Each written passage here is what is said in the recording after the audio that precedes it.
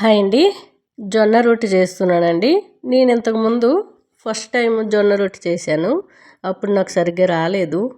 ఎందుకంటే నేను ప్యాకెట్ పిండి అనేది యూజ్ చేశాను అప్పుడు, అందుకనే రాలేదు. ఇదైతే నేను ఇంట్లోనే జొన్నలు కడిగి ఆరబెట్టుకొని పిండి గిన్నెకి వెళ్ళి పట్టించుకొచ్చిన పిండి ఒక కప్పుడు తీసుకున్నాను.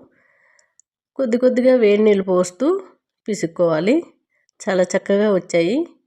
మరి మనకి ఎవరైనా పర్ఫెక్ట్గా ఉన్నోళ్ళు చేస్తుండొచ్చు, కానీ నాకైతే అంత పర్ఫెక్ట్గా రావు. నేను ఇది సెకండ్ టైం చేసుడు. కానీ ఏంటంటే అప్పుడు రాలేదని పట్టించుకొచ్చి ట్రై చేశాను, బాగా వచ్చినాయి. కానీ అంత మందంగా చేశాను, పల్చగా రాలేదు. చాలామంది పర్ఫెక్ట్గా డైలీ చేసుకునే వాళ్ళకి పల్చగా చేయడానికి కూడా వస్తుంది. సన్నంగా మనకి చపాతీలు చేసినట్టే చేసుకుంటారు. ఇంకా ట్రై చేస్తూ ఉందాము, ఎప్పటికైనా సన్నంగా వచ్చేస్తాయి. నేనైతే ఇలా కాస్త మందంగానే చేసి కాల్చుకున్నాను. మార్నింగే కాలీఫ్లవరు పచ్చి కొబ్బరి వేసి కర్రీ చేశాను. ఆ కర్రీ దీనిపైకి